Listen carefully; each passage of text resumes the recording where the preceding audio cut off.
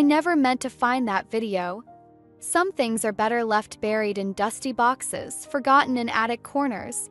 But on that sweltering summer afternoon, while searching for my old ballet shoes, I stumbled upon the truth that would shatter my 6-year-old world.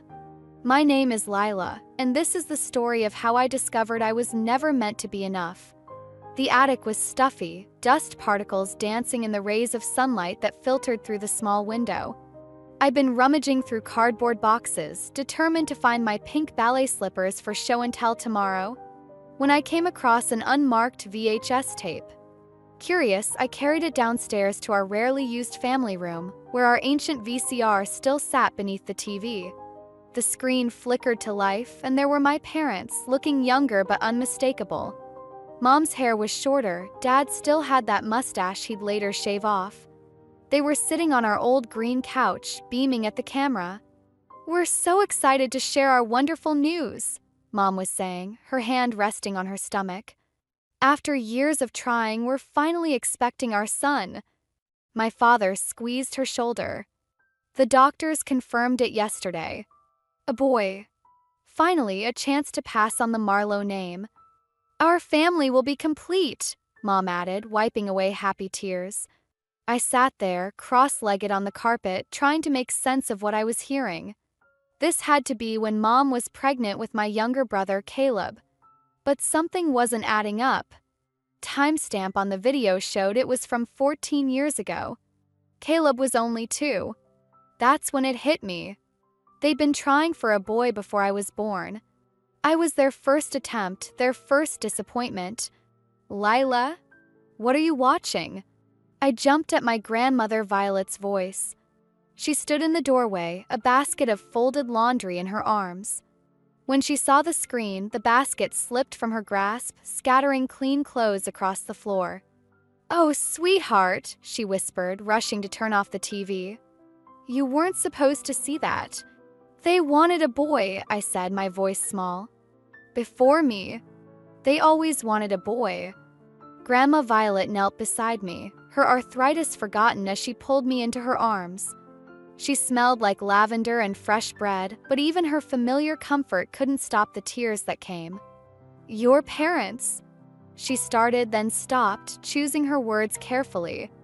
"Sometimes adults get fixed ideas about what they want, but that doesn't mean. Is that why they sent me to live with you?" I asked, pulling back to look at her face. "Because I wasn't the boy they wanted?" The silence that followed told me everything I needed to know. For the past year, I'd been living with Grandma Violet while my parents got the nursery ready for Caleb. I thought it was because they needed space or because I was special enough to help Grandma with her garden and her baking. Now I understood. They'd been starting over with their do-over baby. "Listen to me," Grandma Violet said firmly, taking my small hands in hers. "You are perfect exactly as you are. Some people are too blind to see the treasure right in front of them." But I barely heard her.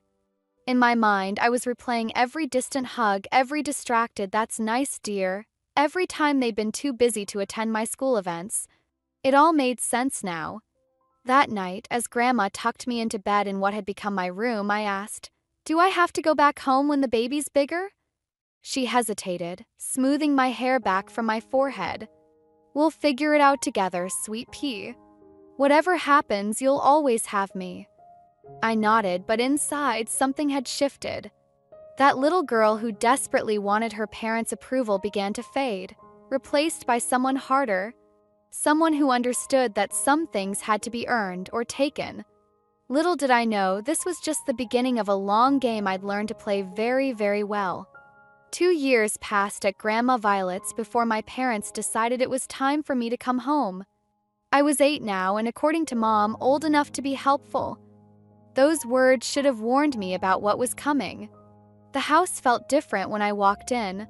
Toys scattered across the floor, cheerful alphabet blocks decorating every surface, and the constant soundtrack of Caleb's babbling filled the air. My room had been converted into a playroom, my things relocated to the smaller guest room at the end of the hall. "We thought Caleb needed the space more," Mom explained, not quite meeting my eyes. "You understand, don't you, sweetie?"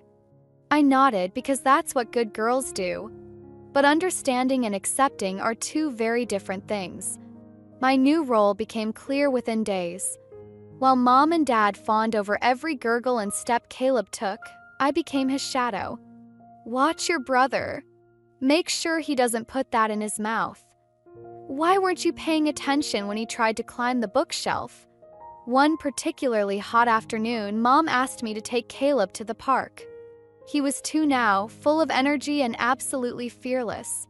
I sat on a bench, watching him toddle around the playground when Sarah from my old class approached. Lila, where have you been? We missed you at school. For a moment, I forgot my responsibilities, caught up in catching up with my old friend.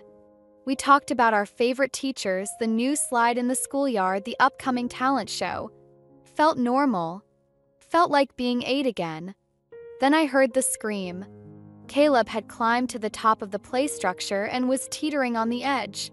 My heart stopped. I ran, but I wasn't fast enough. He fell, landing with a thud that seemed to echo across the playground.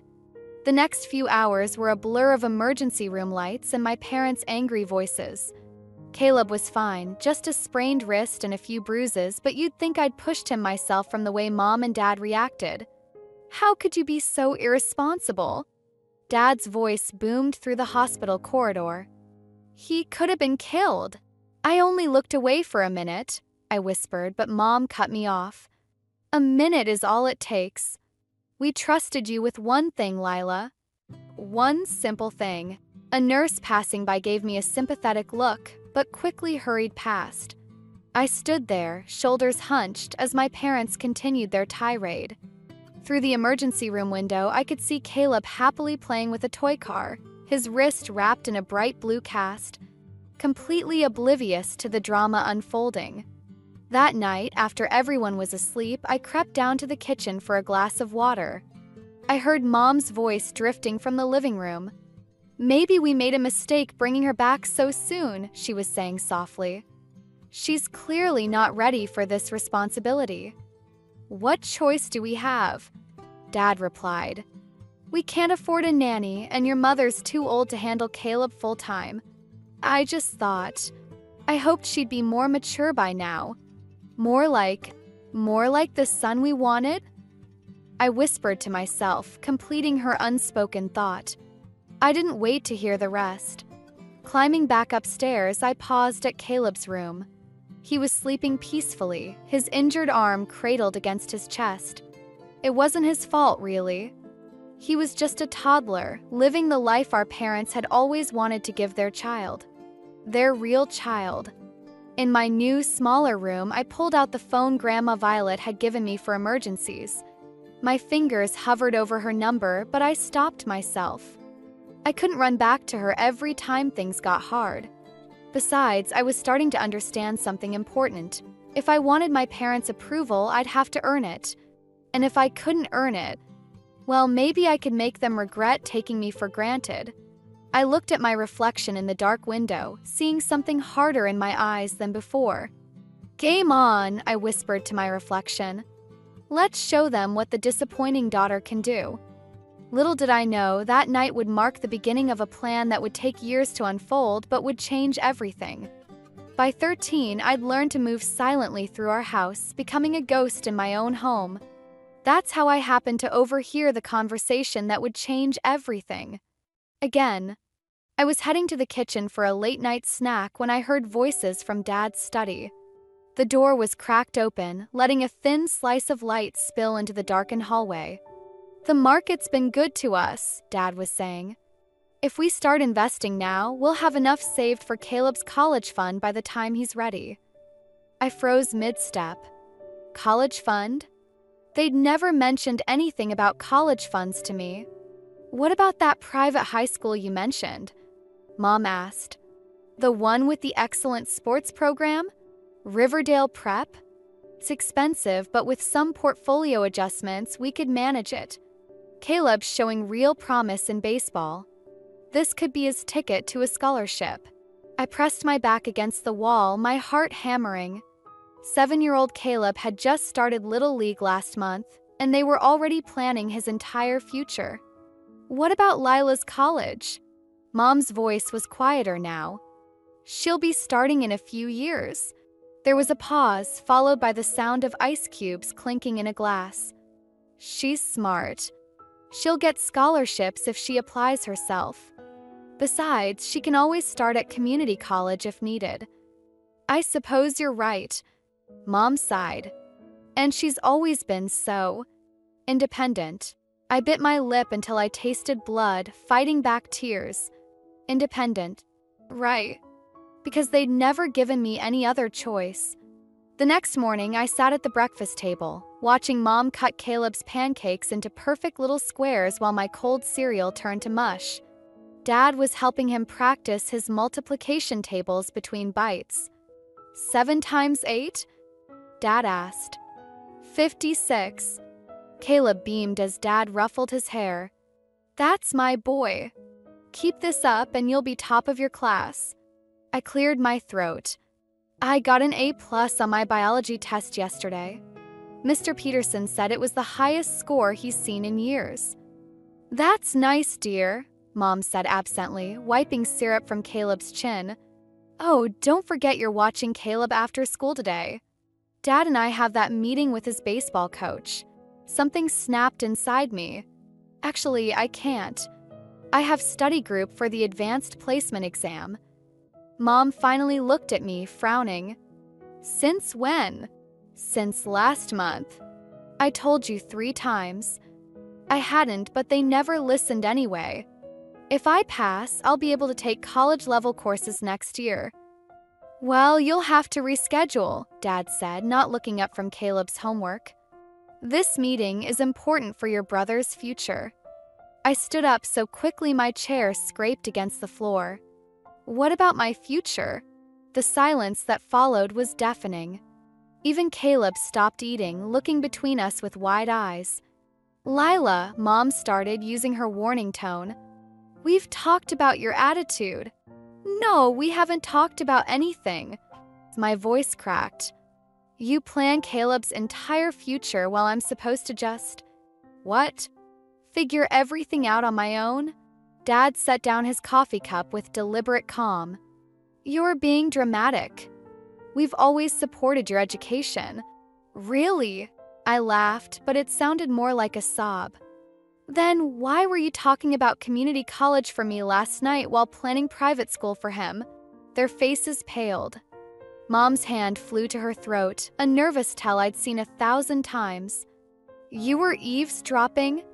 Dad's voice had that dangerous edge to it. I was existing in my own house, I shot back. But don't worry, I got the message loud and clear. Caleb's the investment and I'm the afterthought. I grabbed my backpack and headed for the door, ignoring their calls to come back. As I walked to school, I made a decision. They wanted independent? Fine. I'd show them independent. I'd excel so brilliantly they'd have to notice, have to acknowledge me. But more than that, I'd make sure they'd regret every single time they chose him over me. Every single time. That afternoon, I skipped watching Caleb to attend my non-existent study group. Instead, I sat in the library, researching scholarships and planning my escape. Let them deal with their golden child themselves for once. It was time to start playing the long game. The acceptance letter from Stanford arrived on the same day as Caleb's first home run. Guess which one made the family photo album? I stood in the kitchen, clutching the heavy cream envelope while my parents fawned over Caleb's dirt-stained baseball uniform. He was 12 now, and I was 17, both of us excelling in our own ways. The difference was, only one of us got standing ovations. Full academic scholarship, I announced, my voice steady despite my trembling hands. They're even covering room and board. Mom glanced up from where she was scrubbing grass stains from Caleb's pants. That's wonderful, honey. Did you hear that, Richard? Lila got into college. Stanford, I corrected. I got into Stanford. Dad was polishing Caleb's trophy. Community college would have been more practical. California's expensive, even with a scholarship. But I won't need your money, I said, letting the words hang in the air like a challenge. I did this on my own. Finally, they both looked at me. Really looked at me, maybe for the first time in years. I saw something flicker across Mom's face. Pride? Concern? But before she could speak, Caleb bounded into the kitchen. Coach says I might make varsity next year. As a freshman. Just like that, the moment shattered.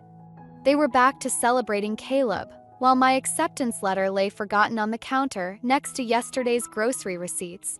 Later that night, I overheard them in the study again. Old habits die hard. Stanford, Mom was saying. That's across the country. Who's going to help with Caleb's training schedule?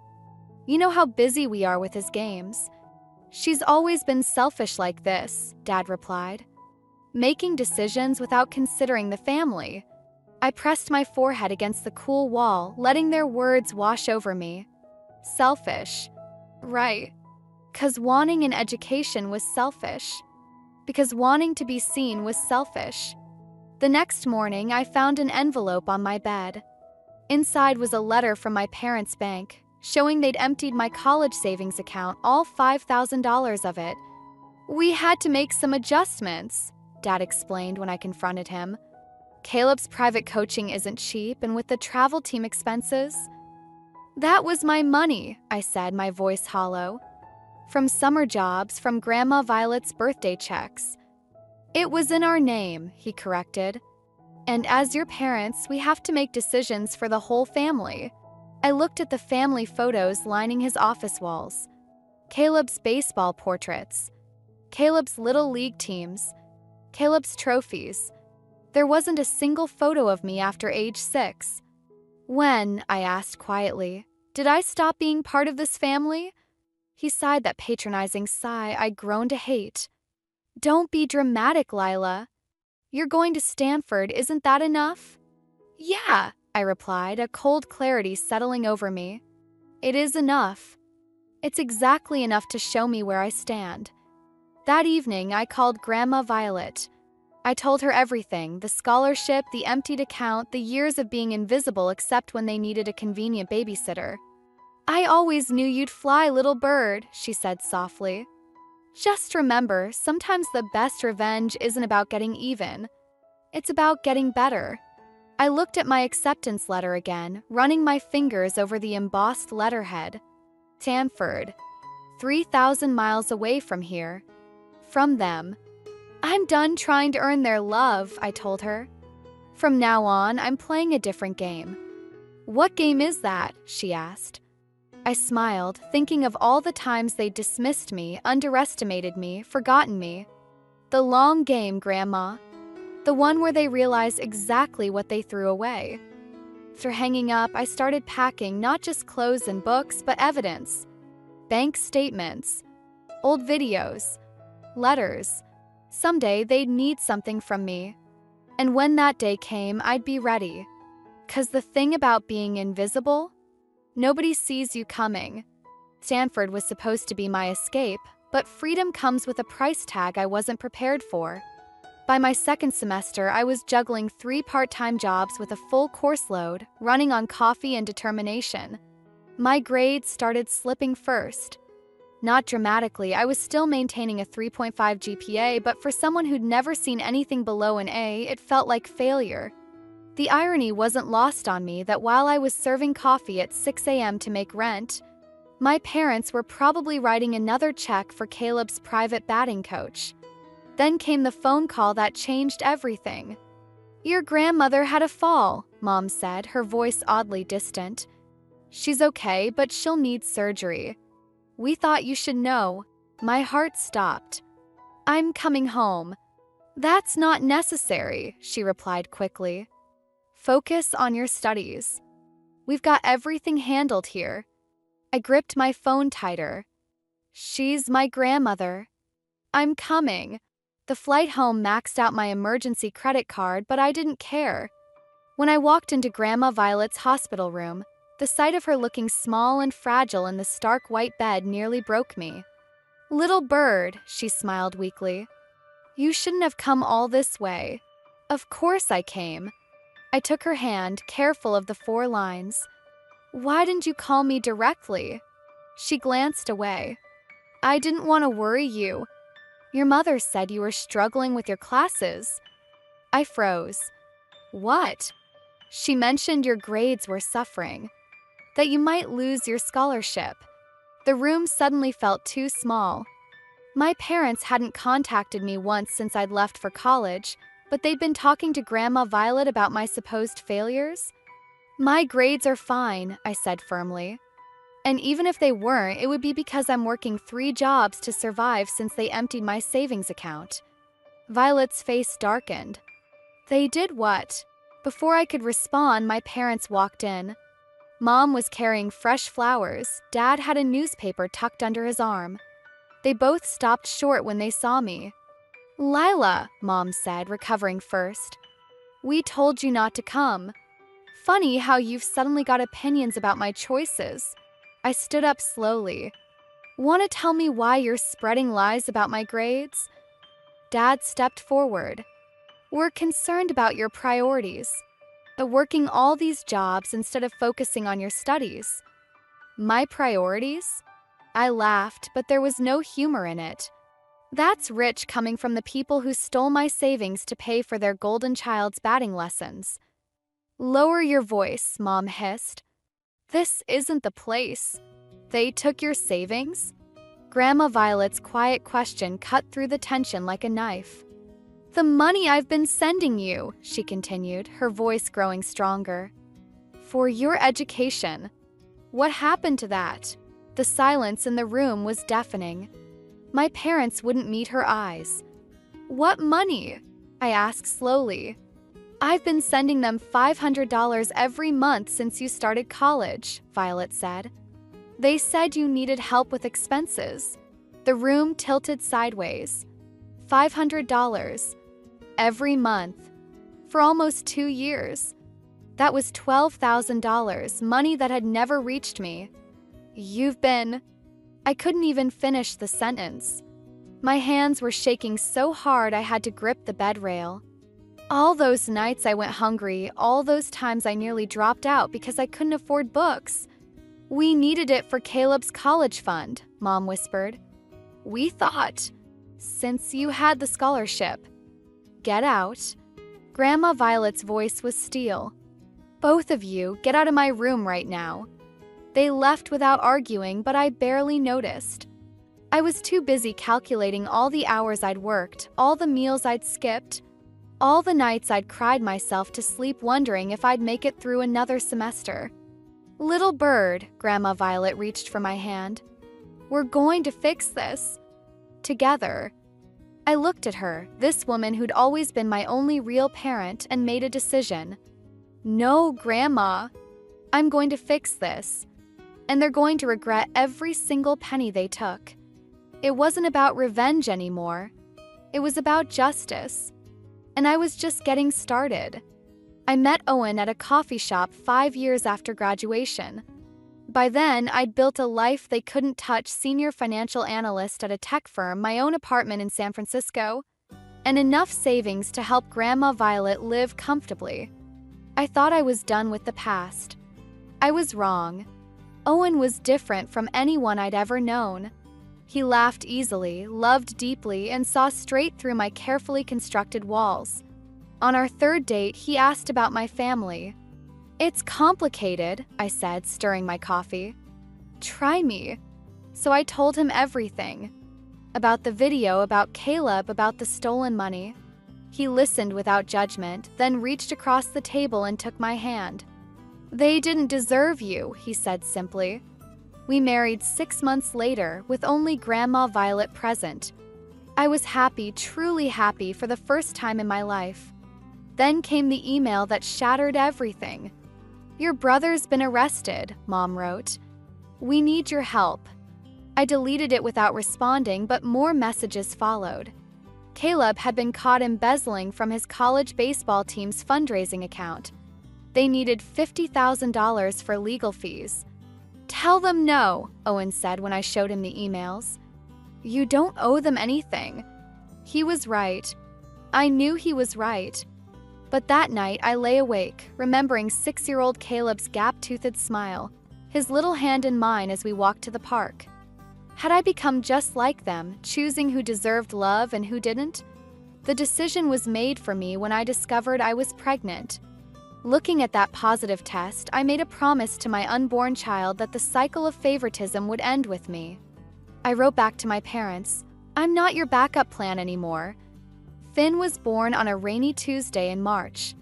He was perfect, 10 tiny fingers, 10 tiny toes, and eyes that seemed to hold all the wisdom in the world. As I held him, I understood with crushing clarity what my parents had failed to give me. "He's beautiful," Grandma Violet whispered, touching his cheek. She'd moved to San Francisco after her surgery, becoming the grandmother to Finn that she'd always been to me. Then came the letter. Not an email this time, actual paper, heavy stock, formal letterhead. "Dear Mrs. Carter," it began. "We represent Richard and Elaine Marlowe in the matter of their petition for bankruptcy protection. They'd mortgaged their house to pay for Caleb's legal defense. Now they were losing everything." The letter ended with a request for financial assistance, citing family obligations. I stood in my kitchen, reading and rereading those words while Finn napped upstairs. Family obligations. The same obligations they'd never felt toward me. Owen found me there hours later, the letter crumpled in my fist. "They want money," I said flatly. "What are you going to do?" I looked at the family photos on our wall, real ones, full of love and laughter. Finn's first smile. Our wedding day. Grandma Violet teaching me to bake cookies. "I don't know," I whispered. "If I help them, I'm enabling more abuse. If I don't..." "If you don't, you're protecting yourself and your son," Owen finished. But it wasn't that simple. Because now I had Finn, I understood something terrible. Even the worst parents leave marks on your heart that never quite heal. That night, I wrote 2 checks. One to my parents' mortgage company and one to a trust fund for Finn. Same amount. Different futures. "This isn't forgiveness," I wrote in the accompanying letter. "This is goodbye." I sealed the envelope, knowing this wasn't the end. They'd want more, they always wanted more. And for the first time, I wasn't sure if I was strong enough to keep saying no. 'Cause sometimes the hardest part of revenge isn't executing it, it's living with the person you become in the process. I never planned to attend that Thanksgiving dinner. But when Grandma Violet insisted it might be our last chance to all be together, given her recent health issues, I couldn't say no. That's how I found myself back in my childhood home, 5-year-old Finn clutching my hand as we walked through the front door. The house smelled like turkey and tension. Mom hugged Finn enthusiastically while barely glancing at me. Dad and Caleb were watching football, both pretending I wasn't there. Only Grandma Violet's presence in the kitchen kept me from turning around and leaving. "Your old room's exactly how you left it," Mom said, but we all knew that was a lie. It had been Caleb's game room for years. Dinner started quietly enough. Finn, innocent to the undercurrents, chatted happily about kindergarten and his new puppy. Then came the moment that changed everything. "Daddy says Grandma and Grandpa only call Mommy when they need money," Finn announced, reaching for another roll. Like a piggy bank. The silence that followed was deafening. Owen nearly choked on his wine. "What an imagination children have," Mom laughed nervously, but her hands were shaking as she cut her turkey. "Is he wrong?" I asked quietly, placing my fork down. "How many times have you called this year alone? The mortgage, Caleb's legal fees, the car payment." "This isn't the time," Dad warned, but I was done being silenced. "When is the time? When you need another check? When Caleb gets into more trouble?" I turned to my brother. "Did they ever tell you where your college fund really came from?"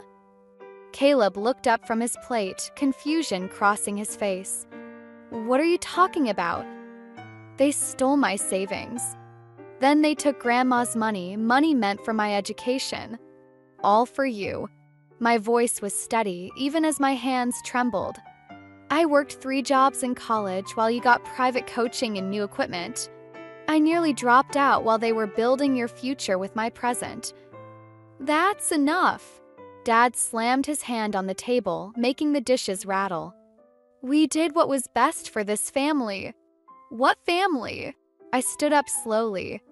The only family member who ever cared about me is sitting right there. I nodded toward Grandma Violet, who was watching with tears in her eyes. Everything we did, Mom started, we did because you wanted a son, I finished. I know. I saw the video when I was 6, remember? Finally, our family will be complete. Well, congratulations. You got your perfect son. How's that working out for you? Caleb pushed back from the table. This isn't my fault. No, I agreed. It's theirs. But you were happy to benefit from it, weren't you? Lila, Owen said softly, placing a hand on my arm. Finn had gone very quiet, his eyes wide. I'm done, I announced, reaching for my purse. I pulled out an envelope and placed it on the table. Inside is documentation of every penny you've taken from me over the years, including Grandma's stolen money, plus records of all the times you've asked for help since. I've sent copies to my lawyer. Are you threatening us? Dad's face had gone red. No, I'm setting you free. You don't have to pretend to care about me anymore. No more awkward holidays, no more reluctant phone calls when you need money. I picked up Finn, who buried his face in my neck. But understand this, you will never treat my son the way you treated me.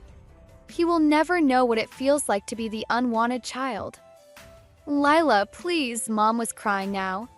We're still your parents. No, I said softly. You're just the people who taught me exactly what kind of mother I never want to be. I turned to leave, then stopped. Oh, and one more thing. I've set up a trust fund for Finn. One that you can never touch. Because that's what real parents do. They protect their children's future instead of stealing it. As we walked out, Grandma Violet joined us, her head held high. Behind us, I could hear Mom's sobbing and Dad's angry voice, but for the first time in my life, their emotions weren't my responsibility. In the car, Finn looked at me with serious eyes. Are we still going to have Thanksgiving next year? Yes, baby, I smiled, meeting Owen's supportive gaze in the rearview mirror. But from now on, we're only celebrating with people who know how to love. 6 months after that Thanksgiving dinner, I received a thick envelope from my parents' lawyer. Inside was a deed to their house, signed over to me. They declared bankruptcy and moved to a smaller place closer to Caleb's new job at a local sporting goods store. The golden child had fallen, and they'd fallen with him. I sat in Grandma Violet's garden, watching Finn help her plant spring bulbs, the envelope heavy in my lap. You know, Violet said, brushing dirt from her hands, your mother was just like them, her parents, I mean. I looked up sharply. What? Oh, yes. They favored her brother, too. That's why I tried so hard with you. She settled into the garden chair beside me. I watched history repeating itself, and I couldn't stop it. Just like I couldn't stop your mother from becoming exactly what she hated. The revelation hit me like a physical blow.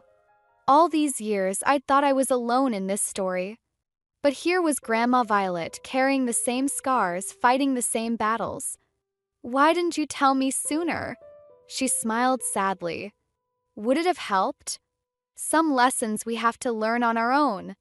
The important thing is what we do with them. Finn ran over, proudly showing us a worm he'd found. His eyes were bright with discovery, his hands dirty from honest work. In that moment, I saw what real inheritance looked like, not money or property, but the capacity to love freely, to find joy in simple things. Later that evening, Owen found me in our home office, staring at old family photos. What are you thinking? He asked, massaging my shoulders. I'm thinking about cycles, I said. About how easy it is to become what hurt us. But you didn't, he reminded me.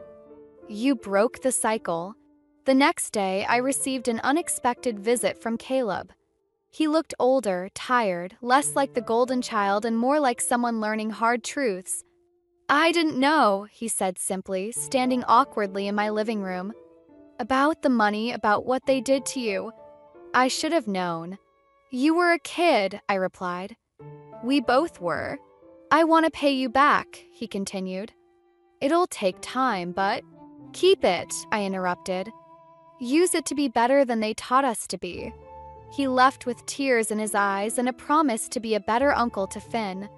I wasn't sure if I believed him, but I was surprised to find that it didn't matter anymore. My happiness didn't depend on their redemption. That night, I wrote 2 letters.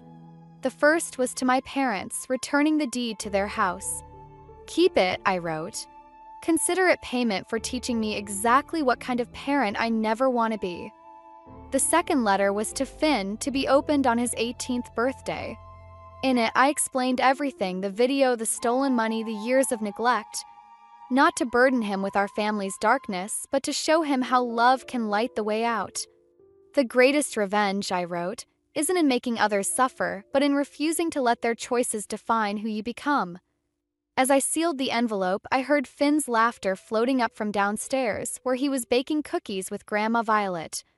Owen's warm chuckle joined in, and suddenly I understood something profound. Revenge had never been about hurting them. It had been about healing myself. I placed both letters in my desk drawer and went downstairs to join my family, my real family, built on choice and love rather than obligation and blood. Kitchen was warm and fragrant with vanilla, and Finn's face lit up when he saw me. "Mommy!" "We made cookies." "They're a little messy," Owen apologized, flour dusting his hair. "They're perfect," I said, and meant it. Because sometimes the best revenge isn't in getting even, but in getting free. And freedom, I've learned, tastes a lot like slightly burnt cookies made with loving hands and joyful hearts.